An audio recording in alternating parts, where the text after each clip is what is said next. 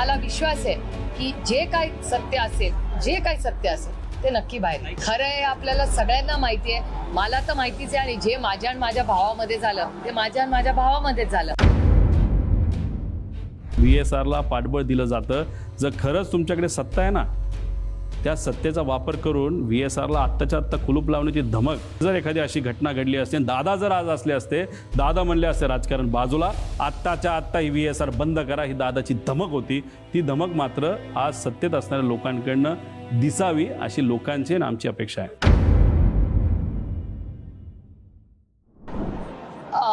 रोहितची अस्वस्थता ही साहजिक आहे. दादा त्याचा काका होता आणि त्याच्यामुळे घरात अशी एवढी मोठी घटना जेव्हा होते तेव्हा अस्वस्थ वाटणं हे साहजिक आहे.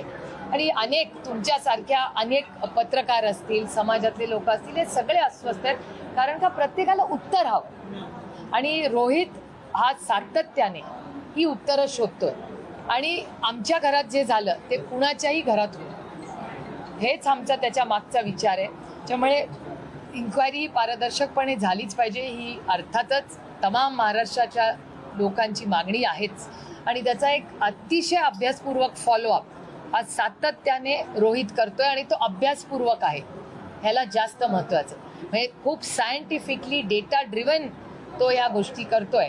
त्यामुळे मला विश्वास आहे की जे काही सत्य असेल ते नक्की बाहेर. आणि माझा विश्वास आहे की ब्लॅक बॉक्स मधल्या ही माहिती टेक्निकली मिळेलच, मला काही त्याच्यात अडचण वाटत नाही. त्याच्यामुळे ह्या ज्या बातम्या येत आहेत त्याच्यात हा किती तथ्य असेल हा एक तुमचा स्टँड काय? तुम्ही दादांच्या लाडक्या होतात आणि तुमचं दादांचं बोलणं व्हायचं. तुम्ही दादांना अगदी शेवटच्या क्षणी दादांसोबत अनेकदा बैठक झाली. विलिनीकरणावर तुमची काय चर्चा झाली होती? दादांनी तुम्हाला काही सांगितलं होतं की सुप्रिया आपल्याला असं करायचं तसं करायचं?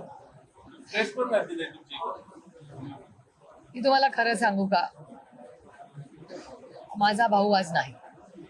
जे काय माझ्या भावाच्या मध्ये आणि माझ्यामध्ये झालं, हे माझा भाऊ इतका मोकळ्या मनाचा होता की तुमच्यासारख्या अनेक पत्रकार ज्यांची ते दादाबरोबर तुमची एक केमिस्ट्री होती, पत्रकारांनाही दादा बोलले. त्याच्यामुळे अजून वेगळं मी काय बोलू, माझा दादा तर गेलं आणि ते दुःख आम्हाला आयुष्यभर राहील.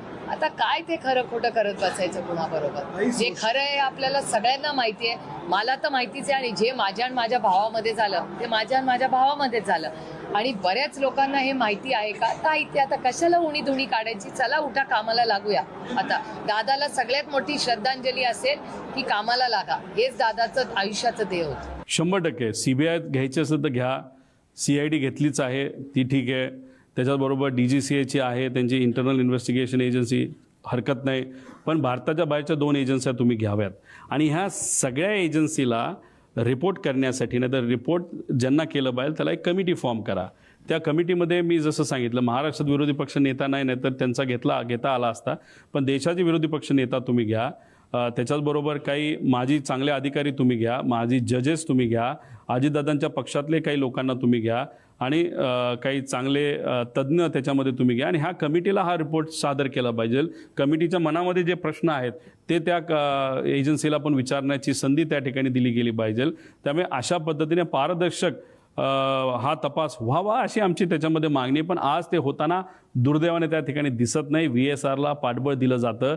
जर खरंच तुमच्याकडे सत्ता आहे ना, त्या सत्तेचा वापर करून VSRला आत्ताच्या आत्ता कुलूप लावण्याची धमक. अजितदादा आज असते आणि त्यांच्या परिवारामध्ये, नाही तर त्यांच्या त्यांच्या राष्ट्रवादी परिवारामध्ये जर एखादी अशी घटना घडली असते, दादा जर आज असले असते, दादा म्हणले असते राजकारण बाजूला, आत्ताच्या आत्ता ही VSR बंद करा, ही दादाची धमक होती. ती धमक मात्र आज सत्तेत असणाऱ्या लोकांकडनं दिसावी अशी लोकांची आणि आमची अपेक्षा आहे. फोन टिकला पण ब्लॅक बॉक्स हा खराब झालं असं जे इन्व्हेस्टिगेशन एजन्सीवाले म्हणतात, आणि पेपरसुद्धा बरेच दिसतात त्या ठिकाणी. म्हणजे हे खरं तर कालचं स्टेटमेंट त्या एजन्सीचं थोडं डाऊटफुल आणि हास्यास्पद आहे.